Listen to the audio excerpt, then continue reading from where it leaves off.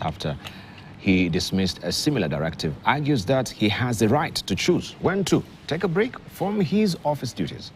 Whereas his 5-year contract ends in January 2025, compels him not to accumulate more than 90 leave days. It has come to the fore that Professor Kiama has accumulated more than 100 leave days. Lewis Nyaundi has more. The ongoing leadership wrangles at the University of Nairobi escalated a notch higher a day after the University Council sent Vice-Chancellor Professor Stephen Kiama on compulsory leave for a third time. Professor Kiama, who spoke exclusively to KTN News on Thursday, however, rubbished the directive, terming it malicious and further alleging that no council meeting was convened to ratify the directives by the council. I have not exited my contract. I have not written to exit my contract because I'm expected to do so if I have to. I'll have to give a notice. I cannot even exit just like that.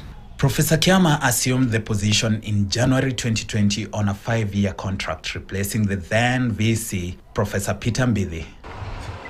According to the contract, he should not exceed 90 accumulated leave days. However, it has emerged that he has accumulated more than 100 days, with his first term set to end in January 2025. But the VC argued that the university allows him to remain a staff of the University of Nairobi as professor after the lapse of his tenure and can utilize his leave days then.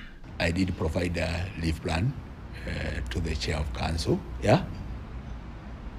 and I have taken, within this financial year, I have taken 30 leave days myself, okay? So it's not like I have never gone on leave. I already took that leave days. And before this, maybe before we get December, I'll plan when to take leave. You get it? Considering all the other work I have to do. Because there is also expectation.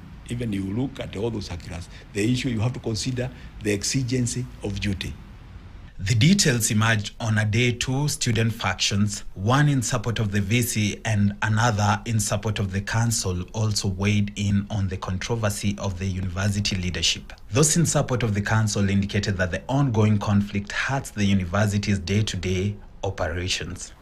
Professor Stephen Kiama was granted immediate leave on 19th of April 2024, and Professor Ayub Njoroge Gitau, the engineer himself, was elected and given the mandate to act as the acting vice-chancellor.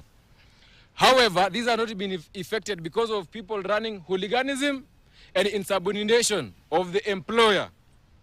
They called on Kiama to oblige to the council's decision and proceed on leave and give way to Professor Ayub Gitau, who was named acting vice-chancellor after the directive to send Kiama on leave. Governor's fever. On the other hand, the faction in support of the VC noted that a section of the council has been out to frustrate the VC and now wants to sabotage Kiama's reform agenda. For the last 2 months, we have been hitting the headlines of this country on matters, a malicious act of replacing the VC of the University of Nairobi in a manner that is unacceptable both to the society and even to the university fraternity. One, I would like to say that change is inevitable, but power change needs to be orderly and also seamless. They underscored the need for harmonious working relationship to ensure tranquility in the institution. Despite the push and pull to send him packing, Professor Kiama is determined to secure a second term upon the expiry of his contract in January. The ongoing leadership wrangles at the University of Nairobi now threatens the stability of the institution.